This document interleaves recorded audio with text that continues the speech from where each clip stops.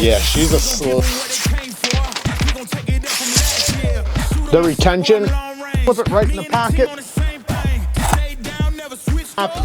You know, it'll hold a lot of bite. We have something really special here. This is a collaboration between Steve CALLARI and BLADEBINGE, formerly known as NAF Sale. These are going to be very limited, so I have no doubt they're not going to go very, very fast. I will put a link in the description so you can get one if you want. The handwork and stitching work on this leather is just absolutely gorgeous. This is beautiful, beautiful work, man. Great leather, great stitching, great everything. Then we get to the star of the show, the blade, which is done in CRUWEAR. It's 65 HRC 10,000s behind the edge. And I did measure it. It is absolutely 10,000s behind the edge, and boy did it come. Man, Steve hand sharpens these, so he sharpens them freehand on a stone, and the edges are just absolutely insane. So much bite, yet fine enough that, like, if you run your nail, it feels, you know, nice and glassy, but when you touch it, you can feel that toothiness that's really, really good. Maybe in the future we'll do an edge retention test, but I do not have time to do that in this video. But I'm going to hold this under the microscope in this direction so we can take a close look at the edge bevel and see how the edge looks. Okay, here we have the edge bevel, and you can see the scratches are running from the top of the bevel down to the apex at an angle, and they're very consistent. You don't see them running all different directions, you see them running one direction, because each one of those scratches equal a little microscopic serration down at the apex, like a little saw blade. You know, it's obviously a little bit more jagged than a saw blade if you really, really zoomed into it, but that's the idea. And this one's very consistent, looks really good. So it's not only going to benefit you with stropping and things like that, because the direction you're going to strop is going to equal the same scratch pattern. So it'll be easier to strop, you know, it'll hold a lot of bite, and it's going to face the direction you cut with a knife. CRUWEAR can take a nasty, nasty edge, even all the way up to a mirror polish. CRUWEAR is just an amazing seal, and it's 65 HRC. Oh boy.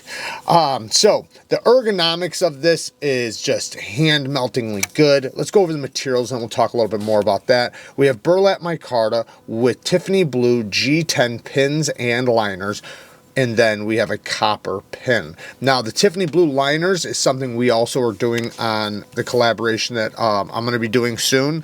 There's only a couple similarities: the CRUWEAR, the Tiffany blue liners. Everything else is different. I'm really excited about it. I'm just going to give you a brief thought process on what it's going to look like. So it's going to have a bolster with side cut carbon fiber running this direction, so the fibers will be running up and down this way, and then side cut micarta with the fibers running this direction, so they're going to run opposite directions, and they'll both be side cut with Tiffany blue liners. And I'll hold off on letting you guys know, you know, any other details, but that is going to me, in my head, it just looks absolutely badass. But this guy, man, also very, very badass. It is very comfortable in the hand, and this is the beautiful thing with a fixed blade, is that unlike a folding knife where you have the flipper tab and, you know, you have the dimensions because the blade has to fit in the handle, with a fixed blade you don't have any of that. So you can make the perfect dimensions on both sides, from the handle to the blade. They don't have to match in any way, shape, or form. So these ergonomics are, while this is polished, so this is nice and smooth, I can still get a great solid grip. And then the pinch grip, you see they've got these chamfers right here on the edge. Nice pinch grip right there. This is a knife that is a perfect size. This is an absolute perfect size EDC. I would say you don't need a knife any bigger or any smaller when it comes to just EDC purposes. This is a phenomenal, phenomenal size. And, you know, I can't imagine it not working in anybody's hand. Like, this is just, it's so comfortable. Let's actually, you know what, let's cut with this baby, and then we'll talk about the edge. All right, let's see how this baby cuts. Yeah, she's a slicer. My goodness, look at that. This is super slicey. Yeah, you could definitely do S cuts with this thing. This thing is just gnarly. Yeah, this is something that, in my opinion, man, just as far as like breaking down the cardboard, because I break down so much cardboard for recycling, that this is just would be an absolute dream to use for that. And not even talking about the utility cuts, which would be equally as amazing. Like you can obviously, you know, open up packages, do detailing work, you know, that's absolutely badass. And like I said, man, these ergos are just so good for it. Now I want to be clear really quick. I am not sharpening this because I have to. I have absolutely no reason to sharpen this knife other than I want to show you guys something. So what I want to show you is thin geometry, right? As thin as this is, because it's not just thin right behind the edge, it stays thin moving up the blade.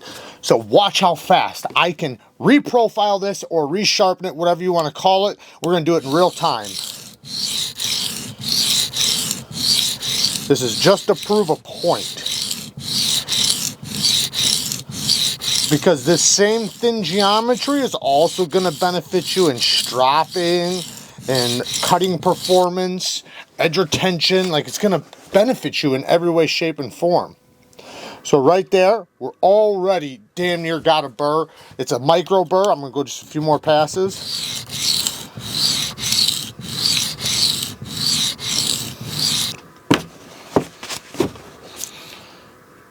Bang. Now the other side.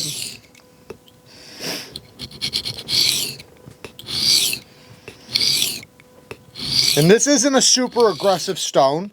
It's a coarse, but it's not my Atoma. You know, this is just a Veneve. If you guys know my sharpening, I normally start with an Atoma, which is like twice as aggressive as this stone right here. So this isn't like a hyper aggressive stone. Bang, already got a burr. So right there, already done reprofiling. I could knock the burr off and literally stop right now. But I want to move up to a 600. So I'm just going to go right to the next stone, all in real time with you guys. If you want to learn anything about sharpening and you'd like a more in-depth understanding about sharpening, I have tons of sharpening videos teaching knife sharpening. This is just me proving a point about thin geometry at the edge. And this is why I recommend when you learn sharpening, learn on something thin. Don't learn on something thick, because something thick is going to take you so much longer. So the results it'll just take you so much longer. So it's a lot more frustrating than if you just use something thin. You can get results quick and get a better understanding.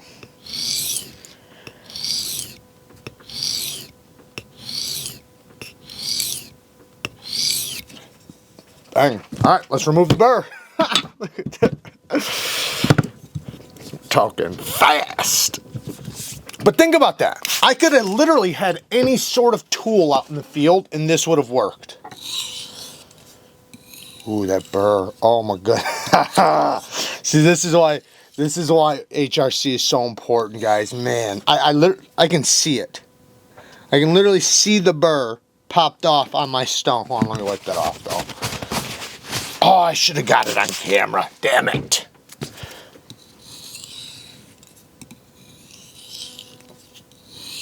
Yeah, I didn't want to run back over the burr after I knocked it off.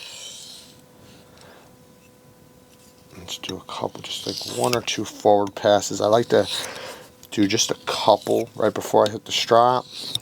But always at the end. I like to do edge trailing to really remove the majority of the burr. I don't mind doing some regular passes at the end, but I never do them at first anymore. I used to a long time ago, but I've just noticed, man, I get so much better results when I do it the other way.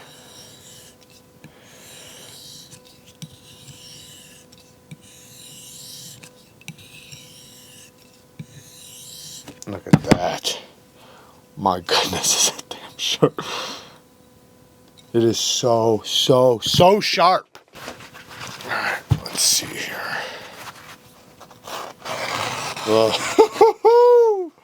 Let's do a swirl. Look at that. And by the way, it came this sharp. So just so you know, it's not like it got sharper, but I'm so, look how fast that happened, right? How fast I could just like easily put a 600 grit edge on there. I don't even know how long it's been. It's been 4 minutes on this, but think about like if you're not talking to a camera and doing all the stuff that I do. I mean, it'd have been like what, 2.5, 3 minutes at best. So let's talk about a couple different ways to carry it. So you can just slip it right in the pocket, just like that. Now when you pull it out, the clip might not hang on, so you might want to just touch that with your thumb. That'll take 2 seconds, you know. You might even be able to push it off. Yeah, you could do it one-handed. You just might have to do a push-off, which is not a big deal. You could also change it over to the back pocket if you wanted to, which actually would help you with leverage on pushing off, because you can push off with your thumb. So that's actually really nice. The only problem is you'd have to sit on it in that case. And then I guess you could tuck it, but you know, that's a little bit tougher, but hey, you can absolutely do it, you know. So yeah, not that big of a deal. And then obviously if you really wanted to, you know, you could clip it to your belt or something like that, like this. And then actually, that actually works really good. Look at that. Bam. I don't even have to push off when it's hooked to the belt. That actually worked really, really well. The thing is that I probably, wonder how it'd be on this side. No. So when I take it out, the only thing is I'm going to take it out in reverse grip like this. So I would have to turn it around. Not that big of a deal, but most people are going to carry it in the pocket because that's kind of the intended purpose. And you can still kind of do a push off with your thumb. It just feels better with the pointer coming out of the front pocket. The retention, really, really good. And I can tell like this is new, obviously, so it's going to form better and better, but it ain't going nowhere. You have to actually intentionally pull that sucker out. Nice and smooth, but you can feel the tension, you know, for about 3 inches. That sucker's so damn sharp. Now I just want to cut paper just to do it. Like a ghost, like a ghost.